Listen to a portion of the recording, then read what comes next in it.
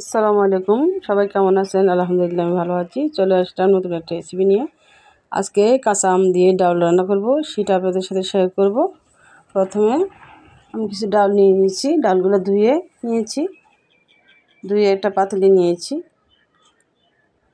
10 minute ধরে আমি ডালগুলো ভিজিয়ে রেখেছিলাম, তারপরে ধুয়েছি। আপনারা চাইলে সাথে সাথে ধুয়েও রান্না করতে পারেন।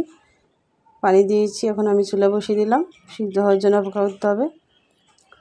এখানে রসুন আছে, পেঁয়াজ কুচি আছে, ধনেপাতা কুচি, মরিচ কুচি নিয়েছি ডাল জন্য, একটা কাঁচা আম নিয়েছি। ডাল সিদ্ধ হয়ে গেছে, এখন আমি ডালগুলো ভালো করে ঘুটনির সাহায্যে ভালো করে ঘুটে নিব। হয়ে গেছে আমার ডাল গুটানো।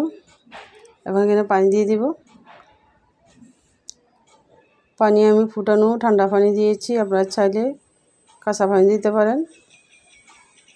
আমি আসলে কাঁচা পানিটা খাই না, পানি ফুটিয়ে ঠান্ডা করে সে পানিটা রান্নার কাজে লাগাই। এখন হাফ চামচ হলুদ গুঁড়ো দিব, মরিচ কুচি, পেঁয়াজ কুচি, একটা আমের অর্ধেক দিয়ে দিয়েছি, কাঁচা আম, পরিমাণ মতো লবণ দিব। আপনারা আপনাদের স্বাদ মতো দিবেন। আমি এখানে একটা আম কেটে আমের অর্ধেক এক পাশে অর্ধেক দিয়েছি। বসিয়ে দিলাম চুলায়, গরম পানি দিয়েছি, বলক চলে আসছে।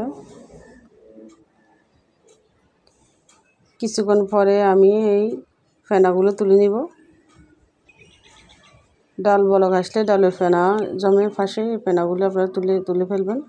ফেনা থাকলে ডাল খেতে ভালো লাগে না। আমার ভিডিও যে ভালো লেগে থাকে অবশ্যই লাইক শেয়ার করবেন। উপর দিয়ে আমি কিছু ধনেপাতা দিয়ে দিয়েছি।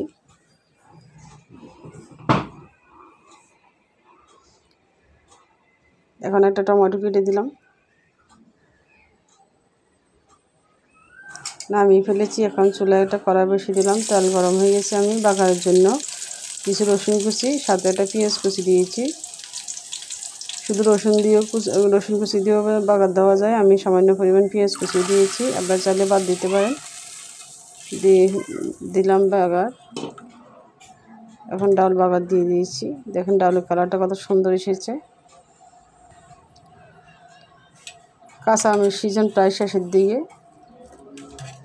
তেমন একটা ডাউল দিয়ে খাওয়া হয়নি, আজকে ভাবলাম যে আম দিয়ে ডাল রান্না করি। এখন আমি সম্পূর্ণ পরিবেশনের জন্য রেডি। এটা বাটিতে পরিবেশন করলাম। দেখেন কত সুন্দর একটা কালার। আপনার বাসায় ট্রাই করতে পারেন, খেতে পারেন, যা খেতে মন চায় এভাবে করে নেবেন। আল্লাহ হাফেজ।